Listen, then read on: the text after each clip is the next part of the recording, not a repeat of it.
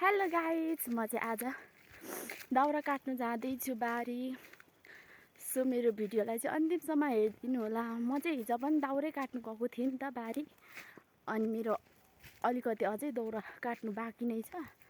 यस्तै छ गाउँघरको कामहरू भनौँ न। अब आजकल हिउँद लाग्यो, अब हिउँदमा चाहिँ दाउरा काट्ने त्यस्तै काम छ। बर्खाको जत्तिको काम चाहिँ हुँदैन, तर पनि काम कहिले कामले चाहिँ नछोड्ने रहेछ है साथीहरू गाउँमा चाहिँ। अनि यस्तै गाह्रो छ हाम्रोमा त, काम नगरी हुँदैन गाउँमा त। के गर्नु साथीहरू। अनि यो चाहिँ अस्ति नै बाढी हाम्रो गाई कराउँदैछौँ तल, असोजमा आएको थियो। अनि त्यो असोजको पानीले चाहिँ यस्तो हाम्रो बगाएको सुन्तलाहरू सबै बगायो अनि भचायो। यस्तै छ। म चाहिँ जाँदैछु आज पनि, म चाहिँ एक्लै जाँदैछु। आजकल काम छैन नि त, अनि त्यही भएर आफै बरु एक्लै काटौँ थोरै थोरै भनेर जाँदै गरेको। के गर्नु साथीहरू, हाम्रो गाउँमा त यस्तै छ। यहाँ चाहिँ यस्तो छ हाम्रो आलु हामीले भर्खर रोपिरहेको छौँ। यो आलु कहिले फल्ने, कहिले उम्रिने। यो चाहिँ हाम्रो साग चाहिँ, सागहरू यस्तो छ साथीहरू। यो गाई चाहिँ के साह्रो कराउँछ हौ, यस्तो छ।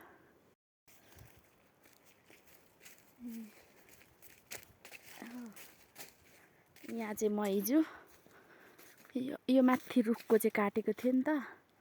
रुख चाहिँ मैले हाँगाहरू काटेको थिएँ, अनि मैले यहाँ चाहिँ यति चाहिँ काटेको थिएँ। अनि यहाँ बाँकी नै छ, यो रुख अझै बाँकी नै छ। म चाहिँ यो रुख काट्नु पर्ने छ, यो हाँगाहरू। अनि यहाँ तल पनि काट्नु पर्ने छ साथीहरू। अब के गर्नु, एक्लै छ, एक्लै काटिने हो काट्नु। साथीहरू मैले चाहिँ माथि काटिसकेँ। अब मेरो यो काट्नु छ, यो रुख काट्नुको लागि म जाँदैछु। यस्तो घारी अम्लिसोले मलाई काट्छ। यस्तो बाटो छ कि क्या हो साथीहरू।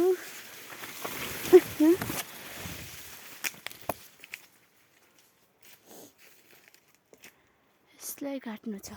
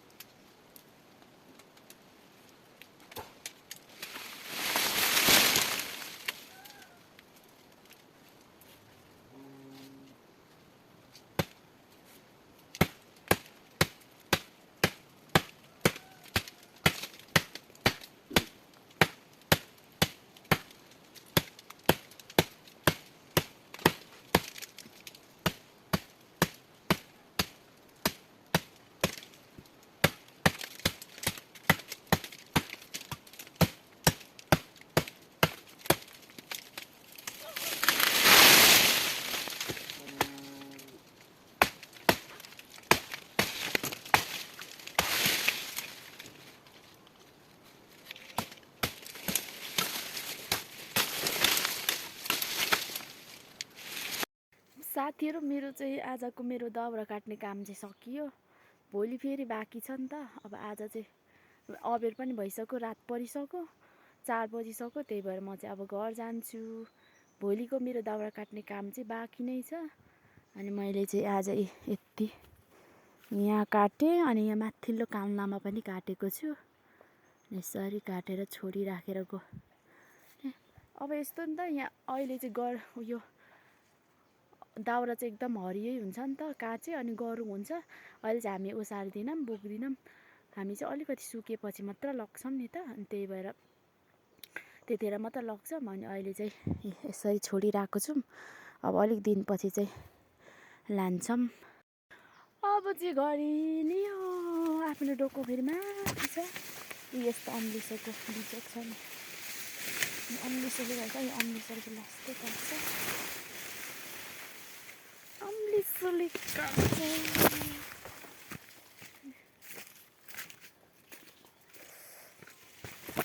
फेरि यो अम्लिसो लास्टै कडक छन्। म त नलाउ भन्दै थिएँ, जाने जाने पिराती, दिल बस्यो मेरीमा, मन हो कि उमेर यस्तै हो। म त नलाउ भन्दै थिएँ। यतिको घाम माथि माथि पुगिसक्यो। अब चाहिँ घर जानुपर्छ। साथीहरू म चाहिँ आज साग सब्जी लानुपर्ने छ नि त। अनि साग टिप्नुपर्ने छ। हाम्रो यस्तो साग छ, तर पनि के गर्नु, राम्रो पानी उयो नै खै राम्रो फस्टाएन हौ। के भएको यो साग? अनि राम्रै फस्टाएको छैन। त्यस्तै भए पनि लग्नु पर्यो नि।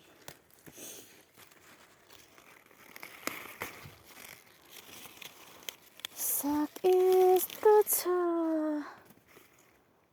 सबै उखाल्यो यो चिसो नभएर।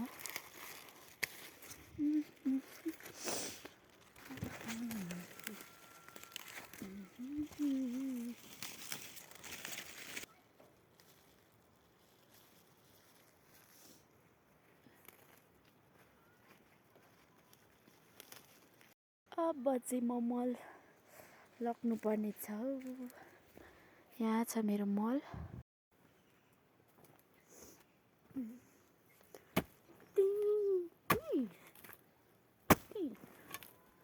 यो मेरो मल थाकेकै छैन त।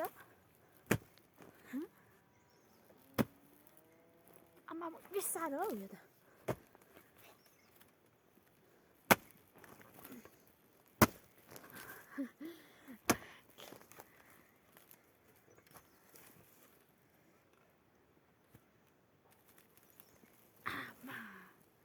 Oh my god.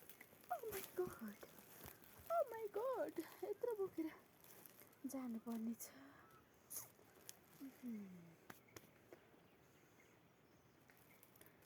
Oh my god. यो मेरो साग, मेरो खुर्पा।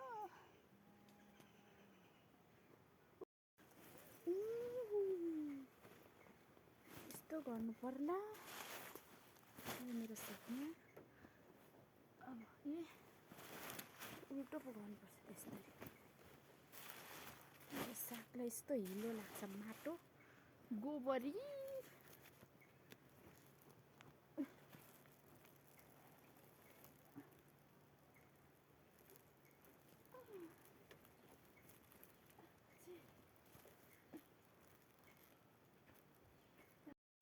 म चाहिँ गएँ है साथीहरू।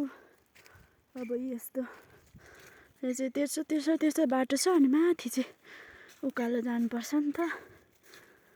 अनि म चाहिँ घर आइपुगिसकेँ बल्लले।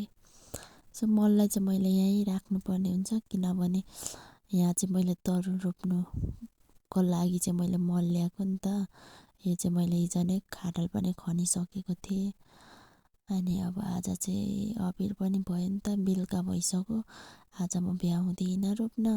अनि यो मेरो साग म म चाहिँ अब खाना सब्जी बनाउनु पर्छ नि त, त्यही भएर आजलाई यति नै।